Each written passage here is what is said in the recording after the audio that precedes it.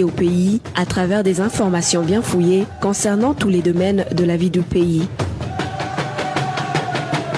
Le magazine Humura Burundi est diffusé sur le web via le site de la RPA www.rpa.bi. Humura Burundi.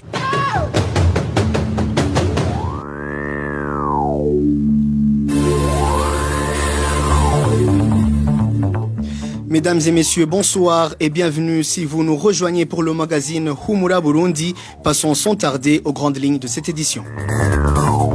Le Conseil national de la communication décline sa responsabilité quant aux médias en exil. Nestor Banhomokunzi affirme que ces derniers ne sont pas du ressort du Conseil qui se trouve sous sa responsabilité. Le directeur général de la prison de Muyinga téléguiderait l'évasion de certains prisonniers. Vous allez le suivre dans ce magazine.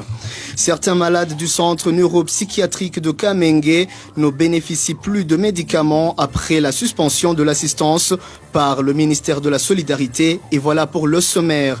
À la présentation de ce journal, Trésor Nyongabo et Steve Nyongeko à la manette. Tout de suite, le développement de ces titres.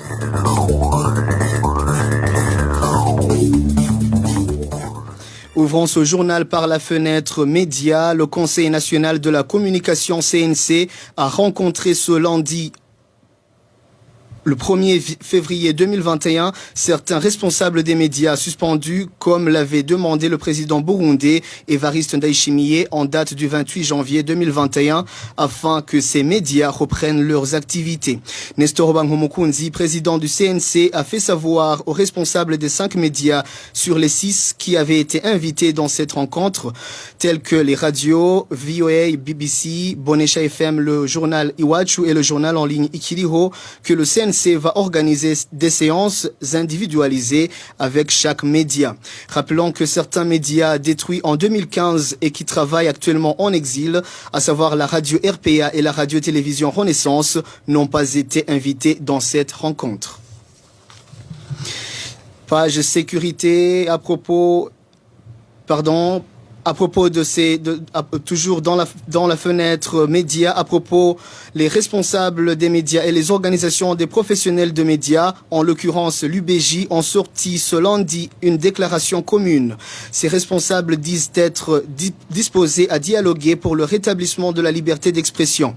Cependant, ils considèrent que la liberté d'expression ne pourrait pas être rétablie au Burundi dans la situation actuelle où les autres libertés et droits ne sont pas respectés.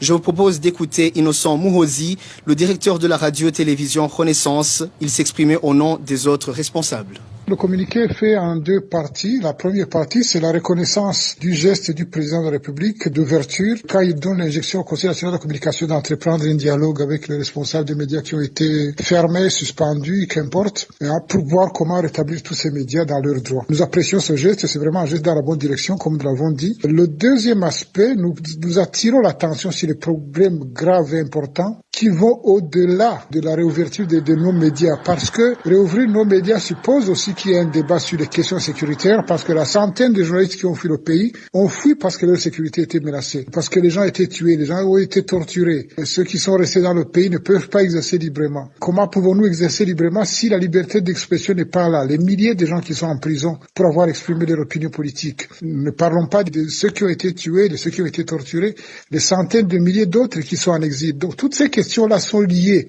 Et sont intimement liées.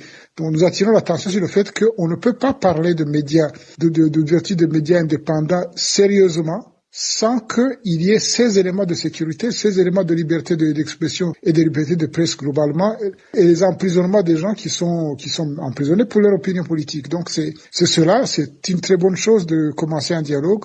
Le dialogue devra porter certainement sur des questions spécifiques aux médias, mais également sur des questions qui ont trait à l'environnement dans lequel les médias travaillent. C'était Innocent Muhozi, le directeur de la radio et télévision Renaissance. En page diplomatie, rencontre ce mardi 2 février entre le gouvernement du Burundi et l'Union européenne.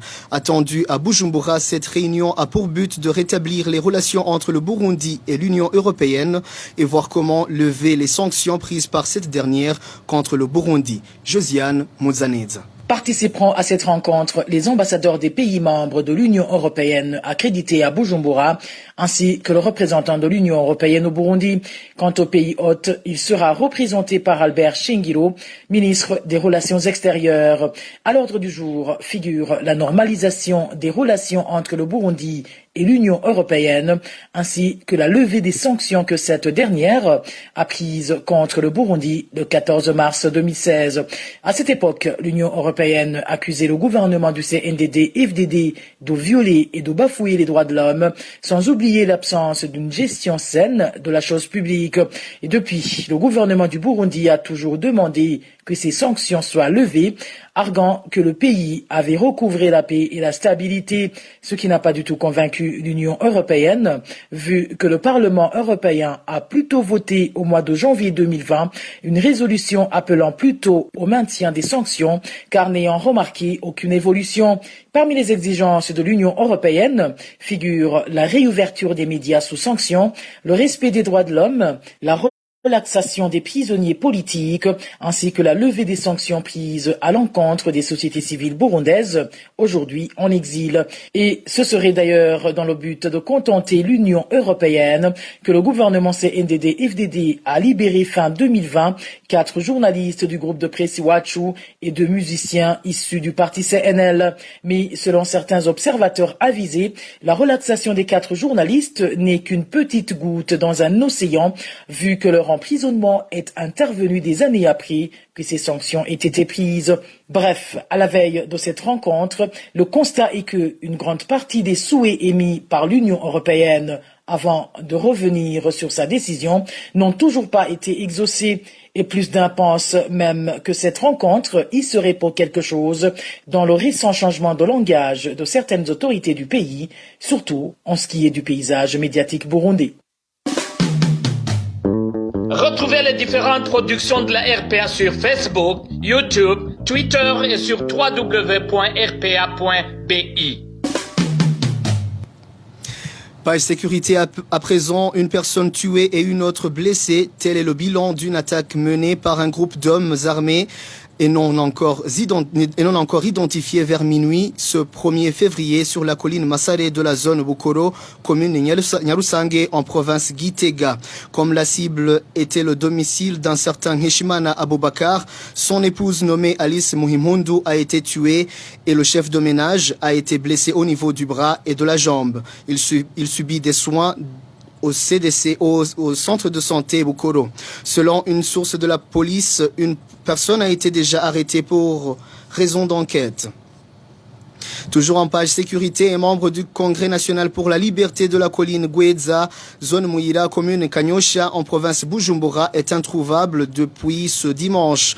Avant de quitter son domicile, ce partisan de l'opposition a expliqué à sa famille qu'il allait rencontrer une personne qui venait de lui parler au téléphone. Le point avec Innocent Valentin Singirangabo. Le membre du parti CNL, introuvable depuis ce dimanche sur la colline Gweza, zone Mouira, en commune Kanyosha, de la province Bujumbura, est connu sous le nom de Clément Douayezu. Il était boutiquier. Selon notre source à Mouira, c'est ce dimanche vers 11h que Clément a reçu la visite de l'Imbonerakure Joseph Manirakiza. Ce dernier aurait parlé aux personnes qui ont ensuite passé un coup de fil à Clément pour lui demander d'aller récupérer un message urgent. Selon la même source, Clément Douayezu a précipitamment fermé sa boutique et il est parti accompagné par l'Imbonerakure Joseph Manirakiza, également suspecté d'avoir participé à son enlèvement. Depuis lors, Clément est introuvable. La famille de Clément Douayezu s'inquiète beaucoup, craignant que le sien ne soit déjà exécuté. La même famille soupçonne le chef de zone Mouira, Gédéon Mitabavuma, d'avoir joué un grand rôle dans cet enlèvement parce qu'il était devenu un grand ennemi de Clément suite aux élections de 2020. Au cours de ces élections, Clément était très strict dans nuisance au travail de mandataires du parti CNL. Ce dimanche, aux environs de 19h, un groupe d'Imbonerakure est venu intimider la famille de Clément Ndoyezu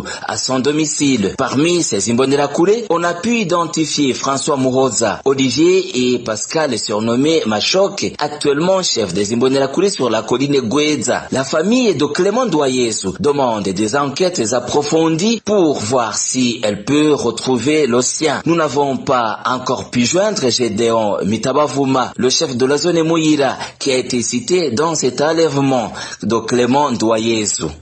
Merci à toi, Innocent Valentin Singirangabo. Et pour clore le chapitre sécurité, 3 personnes ont été assassinées dans différentes localités du pays la semaine dernière. Toutes les trois ont été tuées dans des circonstances différentes. Le bilan hebdomadaire de la sécurité avec Emmanuel Ndaishimi. La première personne tuée vendredi de la semaine passée est un certain Kabura. Elle a été tuée par ses 2 amis après un conflit lié à une somme de 1500 francs burundais. Le drame s'est produit sur la colline Kazirabageni de la commune Nyanzalak en province Makamba. Ces 2 assassins sont aux mains de la police. L'autre personne tuée est un veilleur de chez l'ex-sénateur Générose Ina Kanyana qui répond au nom de Mugabe Thierry. Il a été tué lors d'une attaque de 3 personnes armées de fusils et de poignards mercredi dernier. Une personne a été arrêtée pour des réseaux d'enquête. La dernière personne tuée est un certain Ejide Sinda Igaya. Elle est morte au cachot de la police à Rumongue après une torture des policiers. Originaire de la commune Burambi, il avait été arrêté accusé de collaborer avec des groupes armés, une accusation pourtant rejetée par ses voisins. Merci Emmanuel Ndaishimiye. Parlons à présent droits de l'homme. L'arrestation et la détention de 2 jeunes garçons issus d'une même famille en zone Mariza, commune Burambi dans la province Rumongue est contraire à la loi car personne ne peut être poursuivi dans la place de l'autre. C'est du moins la réaction de Maître Janvier Bigirimana qui indique également que les forces de défense et de sécurité n'ont aucune prérogative d'arrêter et d'emprisonner des gens. Suivez à ce propos Maître Janvier Bigirimana. L'arrestation de 2 jeunes issus d'une même famille, Alexis Mourosien ainsi que Lionel Rwigema de la commune Burambi, à la suite d'une poursuite engagée contre leur grand frère qui aurait fui le Burundi depuis 2015, est une violation flagrante de la loi, et notamment la loi pénale burundaise, qui, en son article 18, prévoit que la responsabilité pénale est personnelle, c'est-à-dire que nul n'est punissable qu'en raison de son propre fait. Au fait que leur grand frère n'est pas trouvable par la police, cela est une violation manifeste de la loi parce que ces jeunes n'ont commis aucune infraction et ne doivent être impliqués ni de près ni de loin dans les actions de recherche des auteurs des infractions de la police, surtout que rien n'a été démontré qu'ils seraient complices ou co-auteurs de l'infraction pour laquelle leur grand frère est recherché. Nous doutons même surtout que toutes les personnes qui ont fui le Burundi depuis 2015 peuvent être facilement considérés comme des ennemis du pays, même si cela n'est pas prouvé. Une deuxième violation de la loi, les militaires et les policiers qui ont procédé à l'arrestation de ces 2 jeunes n'ont pas la qualité, la compétence d'opérer son genre d'arrestation parce que c'est seuls les OPJ, c'est-à-dire les officiers de police judiciaire, qui sont compétents, d'où une double violation de la loi. Selon cet homme de droit, ces 2 jeunes garçons devraient être relâchés dans la mesure où toute arrestation ou rétention d'une personne par quelqu'un qui n'en a pas la prérogative constitue un enlèvement. Encore une fois, Maître Janvier Bigirimana.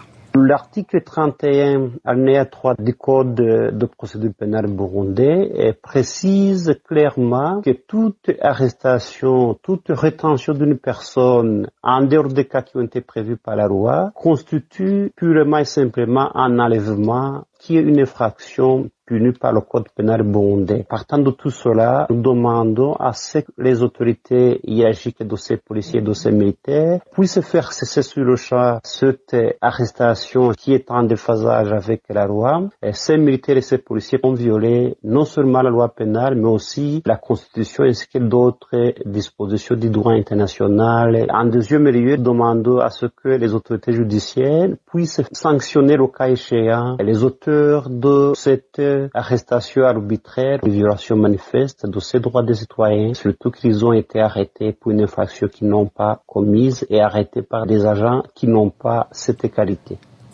Les deux frères Alexis Mworodi et Lionel Rwigema ont été arrêtés par des militaires et policiers prestant en commune Burambi et ont été conduits sur une position policière de Gishiha. Toujours en page droits de l'homme, le directeur général de la prison de Muyinga est accusé par les policiers y affectés de faciliter l'évasion des prisonniers.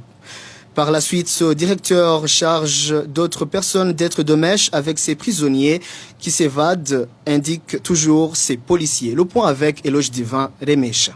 Le nommé Serge Nsabwandemye est directeur de la prison de Muyinga, accusé par des policiers de faciliter l'évasion de certains détenus et par la suite charge à d'autres personnes d'être de mèche avec ces détenus. À titre illustratif, ces policiers citent l'évasion du détenu nommé Innocent Dacha Isaba alias Madissi, une évasion survenue en date du 24 janvier 2021. Ce prisonnier détenait l'autorisation de sortir vers l'extérieur de la prison pour aller se faire soigner à l'hôpital de Muyinga. Une autorisation accordée par le directeur de cette même maison carcérale, un endroit qui a favorisé le surnommé Madissi à s'échapper le lendemain. Le directeur général de la prison de Muyinga a ainsi ordonné l'arrestation d'APC Longem Itawakana, le policier qui l'avait accompagné à l'hôpital pour enquêter sur cette évasion. Les collègues de ce policier, sanctionnés pour un cachot de 15 jours, s'insurgent contre son arrestation car, selon eux, il serait innocent dans cette affaire. Ils ajoutent que même des plaintes ont été déposées par le directeur de la prison auprès du parquet de Muyinga pour éclaircir à ce dossier. Les policiers qui gardent la prison de Muyinga disent qu'après être au courant de l'arrestation d'APC Longem Itawakana, ils ont essayé de s'informer sur la vérité du déroulement des faits. Ils ont appris que le détenu Madissi s'était évadé au moment où l'APC Longem Itawakana sortait dehors pour se restaurer et qu'il avait laissé le prisonnier sous menottes. Sur ordre du directeur Serge Nsabwandemye, deux détenus dénotés à Bizigigwa avaient accompagné eux aussi le co-détenu Madissi pour être ses gardes-malades mais aussi participer à le surveiller. Comme résultat d'enquête, les collègues d'APC Longien révèlent avoir découvert que le détenu surnommé Madissi, avant de s'évader, avait été vu à maintes reprises avec le directeur de la prison dans son bureau. Et ces policiers de déduire que le détenu surnommé Madissi aurait donné des pots de vin au directeur pour bien planifier son évasion. Ils indiquent aussi qu'ils ont demandé à certains des membres du personnel de l'hôpital de Muyinga de quoi souffrait le détenu Innocent Dacha Isaba alias Madissi. Et ces derniers ont indiqué que même s'il avait passé la nuit à l'hôpital, c'était juste pour qu'il se repose car il n'avait aucune maladie nécessitant une hospitalisation. De ces confidences, les collègues d'APC Mitawakana Longien ont conclu en définitive que tout aurait été bien planifié par le directeur de la prison. Ils demandent des enquêtes impartiales qui pourraient montrer l'innocence d'APC Mitawakana Longien. Autre chose, ils demandent que des enquêtes minutieuses soient diligentées sur des autorisations de sortie que le directeur de la prison octroie à certains détenus qui par après s'évadent ou vont commettre des crimes à l'extérieur de la prison. Ici, il rappelle le cas d'un détenu du nom de Fidel Nibihinyura qui avait eu l'autorisation de sortir et qui a fini par être assassiné ce même jour à l'endroit où il tentait de commettre un vol. La rédaction de la RPA a essayé de joindre Serge Nsabwandemye, le directeur de la prison de Muyinga, ainsi que la ministre de la Justice, Janine Nibizi, mais personne n'a décroché son téléphone.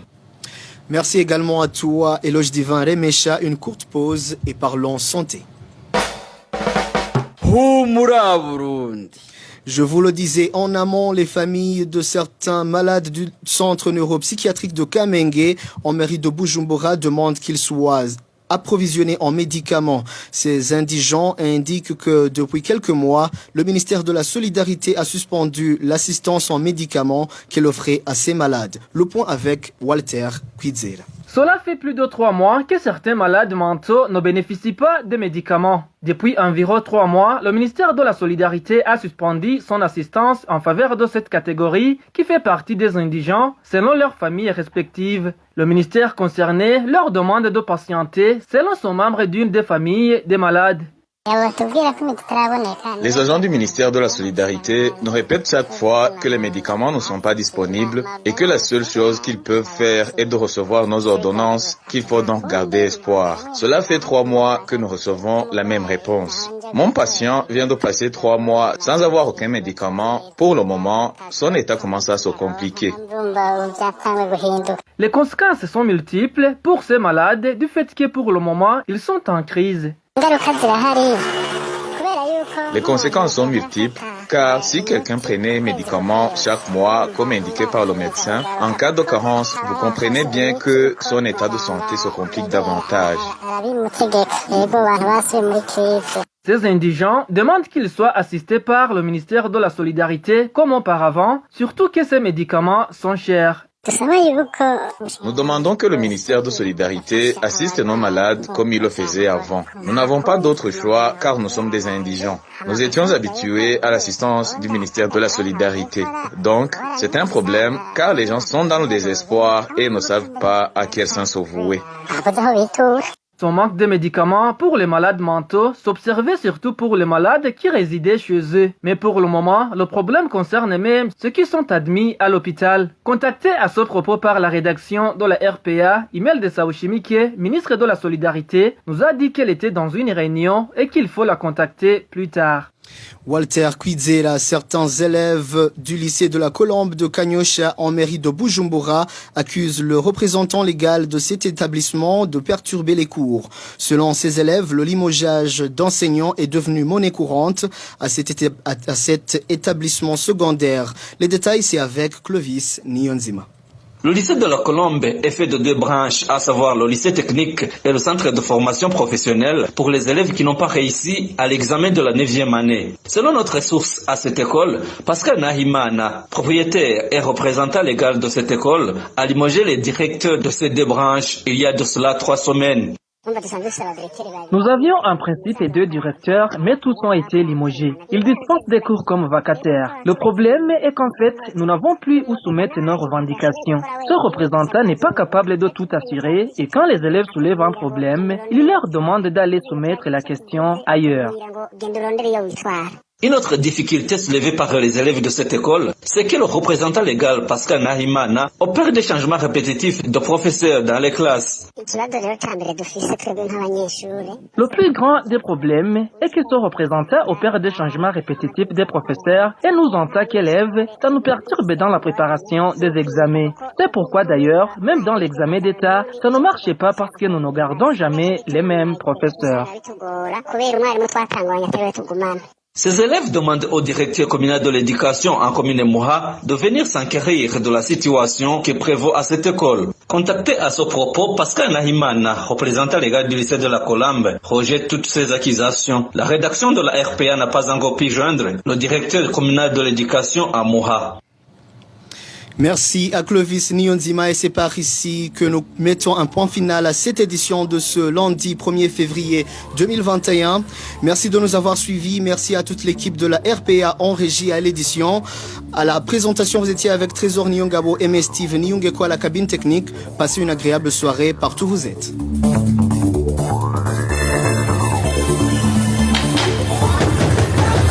C'était le magazine Humura Burundi.